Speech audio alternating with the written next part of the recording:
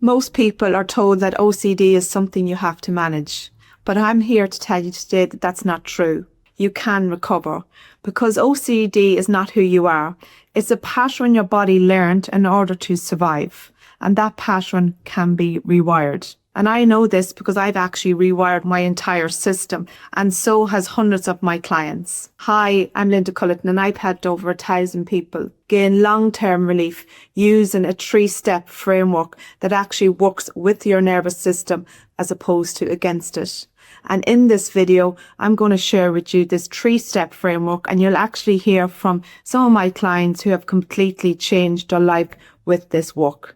So let's dive into this 3-step framework for OCD recovery. Step number 1, regulating the nervous system. OCD is symptoms of a dysregulated nervous system. What that means is that when you have OCD symptoms, you're stuck in a survival state. Your time is spent trying to either do compulsions to ease how you feel inside. You're stuck in your mind, obsessing, ruminating over these thoughts. You have a huge amounts of anxiety and fear in your system. I know this because I've lived this. So when I was in that space, I was just constantly trying to figure out, how do I get out of it? How do I get rid of these feelings? How do I change these feelings? How do I change these thoughts? The thoughts were obsessive. They were there every single day.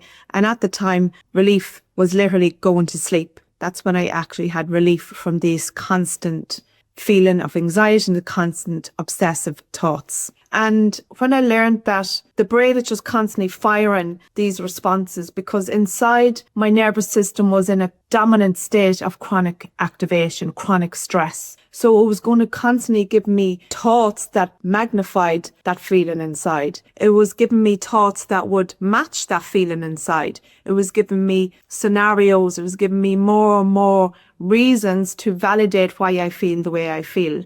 And this state of survival, we don't have space to even kind of think about any logic or reasoning, where we're really stuck in this state of so much emotional turmoil inside and so much emotional chaos and internal conflict in the mind between the thoughts and what kind of person I am, a lot of shame, a lot of guilt. And that's what kind of we spend our time obsessing over, we spend our time kind of living in. When we learn to regulate the nervous system, we do this with specific breathwork for OCD. I've had intrusive thoughts since I had a miscarriage when I was 23, and I had it for 10 years. And then when I found Linda's class, I started doing the OCD breath, and where I used to be 24/7, now I barely get any intrusive thoughts at all. And I was going everywhere trying to get help, like psychotherapists, counselling, got hypnotised. I tried everything, so the only thing that helped me in the end was Linda's course. So this breathwork is specific for OCD.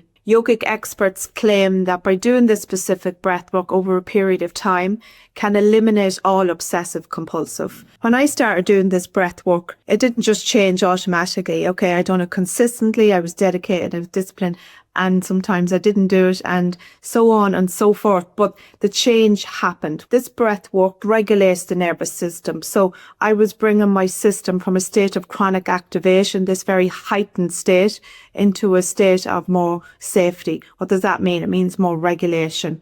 It means that the feelings inside started to come down.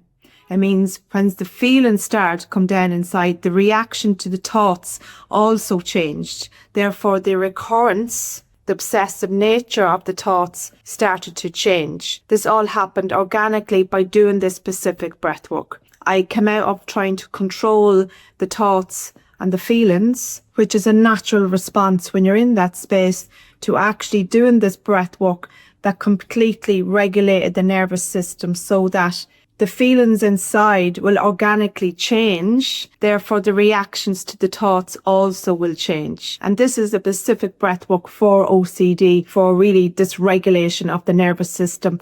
And once you do that, things started to dramatically change. And this is what happened for June also. June had been suffering with obsessive intrusive thoughts for 14 years. She tried all the known methods for OCD, and it wasn't until she actually started regulating her nervous system did she start seeing huge changes in her life, because she started to bring a sense of safety inside. This was done over a period of time, and things started to change progressively better for her. And by the way, if you would like to learn how to do this breath work, check out the link in description below. And the second step in the framework is emotional release, trauma release. So what this is that OCD doesn't just come from anxiety. It's unprocessed emotions, fear, guilt, shame. And this emotional wound inside is being activated over and over again. And it's flooding the system with all these sensations, all these feelings. So when we bring in a practice called trauma release, what happens is that we release the charged energy that was there and that is there in the body that didn't get to be released. It didn't get to be processed in the time, in some past experience or multiple of them. We don't need to go into the stories. The emotions are held in the body at present. So with this somatic practice, we release safely in a very safe, contained space, a therapeutic model. It starts to be released over time. And what that looks like, you start to feel more calm in your body. You start to feel less reactive. Things just seem to feel better inside. You feel more grounded in your body. And as you start feeling more grounded, the reaction to the thoughts become less reactive. You don't have to try and be less reactive. You actually become less reactive organically. This really goes down deeply into the root of these emotional wounds that we have held on to and that were created in our past, and they help to release that charged energy. It's never so much about our events in the past, it's the emotional attachment to them events that are still stored in the body. And with the somatic practice, we don't need to go into each event and analyse and spend time trying to figure out. We can actually do this therapeutic practice over time. These practices are not just a one and done kind of thing. These practices are done regularly as part of a routine. And when that happens, then the OCD, which is a symptom of this emotional wound being expressed, them symptoms start to fall away organically, naturally over time.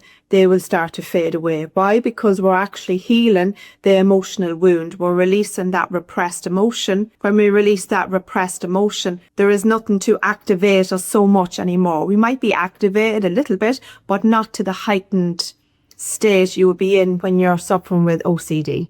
And when you start to feel more safe in your body, more grounded, then this opens up the space in order for you to understand your emotions. And this leads to the next step in the framework. And the final step is emotional integration. And this is where true freedom begins. So once you get into a state of regulating the nervous system over time, releasing the repressed emotion over time, it creates a huge amount of space internally in order to learn how to be with your emotions. When you're able to be with your emotions from a place of groundedness and feeling like, yes, they're uncomfortable, but I'm able to hold space for them. I'm able to soothe myself. We stop going outside ourselves externally to find something to soothe myself inside. So we stop looking for these compulsive behaviours in order to feel better inside, because I understand myself. I understand how to be with my emotions.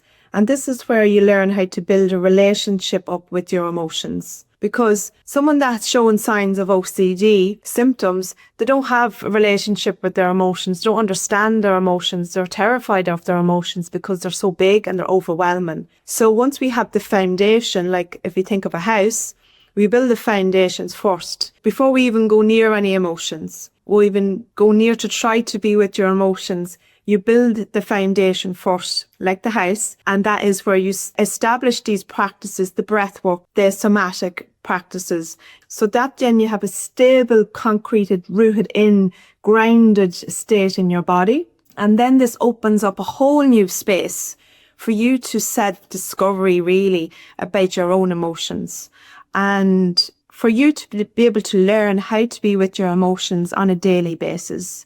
Not just when everything is okay, but when you feel anxiety in your body. How do I deal with this? When I feel fear, how do I deal with this? When I feel guilt, when I feel shame, how do I deal with this?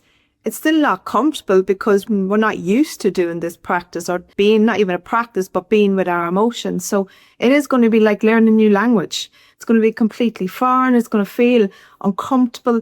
And as we keep doing it and being it, things are going to change inside you for you. because I teach my clients through my own personal experiences that we have to learn how to self-soothe. Self-soothe is like that. When we have an emotion in our body, we feel it. We feel it in our tummy, maybe our chest, our throat, wherever. We feel it in the body. How do I relate to that feeling? Generally, we go outside ourselves to get something to soothe that feeling. So we check or we do a compulsive behaviour, whatever. This is all fine. That's natural. That's a natural survival response. That's all okay. That's because of where you are. That's a learned behaviour.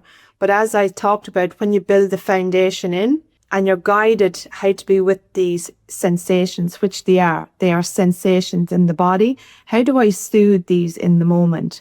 And this is where I guide someone into holding space for these emotions.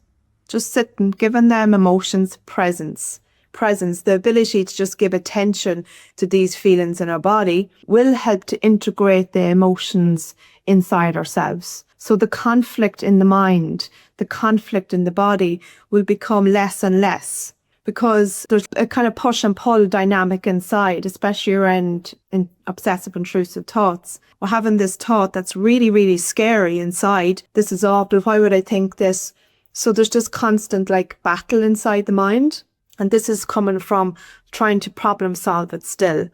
And the root of all that is really learning how to be with your emotions, because OCD is symptoms of a repressed emotion, where at some point in our life experiences there was emotional wounds where we felt unsafe, we felt afraid, we felt shame, guilt, etc., whatever it is relative to you. Them emotions need to be addressed. They need to be just held. That's really what it is. It's not about trying to mind analyze it, trying to talk about it for hours. These emotions show up in your life every day, all the time. And how can I be with them? And this is really the true freedom begins. And it's a lifelong thing. It's not like, I'll just do it once and it's fine. No, we do it when it shows up. Do we always do it? No, sometimes I don't. And that's natural. I'm human. But the more I can relate to myself in a different way and build a relationship up with these emotions, things start to feel better. And they felt better for a long time. But even life in general, things start to feel better, not just around OCD, because people think that if I just, solve the OCD, everything else is fine.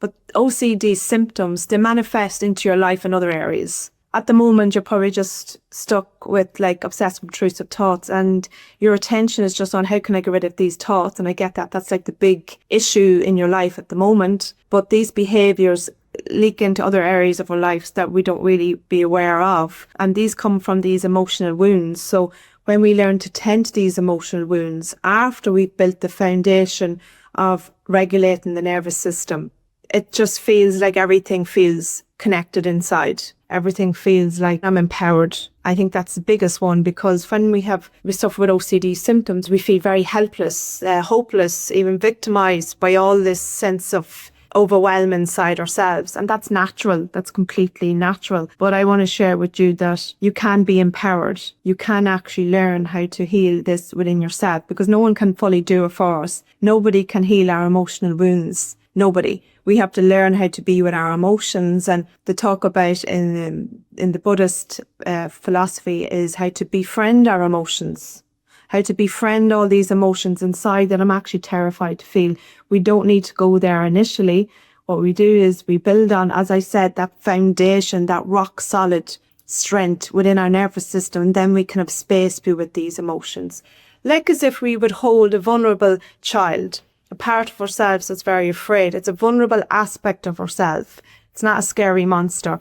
It's actually a vulnerable, scared child aspect that we're still holding inside. These beliefs that were created, these energies and these emotions that were created from them beliefs. And that child needs our attention, it needs our presence, and it needs our love, and it needs compassion. So a big thing for someone that has OCD symptoms is that they need to have compassion for themselves, give themselves grace to understand that this isn't anyone's fault or your fault, that it's actually just a process, that our body is still alerting us at every moment in time that we feel like this inside. It's like a message on our phone that we answer, we look at and we respond to. We need to start responding to the messages inside our body as often. And if we do, like, that's it. That is the freedom, because you're empowered for life. Because when you feel safe inside, your mind will stop searching for safety outside. And this is also another story of a young girl called Eva, 13 years of age. She was suffering with obsessive intrusive thoughts. And she learned how to gently regulate her nervous system over time and build a connection with her emotions, learning how to soothe her emotions and actually be with herself. If you would like to learn how you can break this OCD loop that you're stuck in, maybe you've tried other things, please check out the link below. So a recap on my proven framework for OCD. Number 1, regulate the nervous system with specific breathwork for OCD. Number 2, trauma release, somatic practices, releasing the repressed emotion that we store within the body. And number 3, emotional integration, building a capacity of self-trust and learning how to be with our emotions. This framework doesn't just manage OCD symptoms, it dissolves it from the inside out. Now that I have shared with you my OCD proven framework, it's important for you to understand the habits you do that actually worsen OCD so you can make changes today. Check out the video here.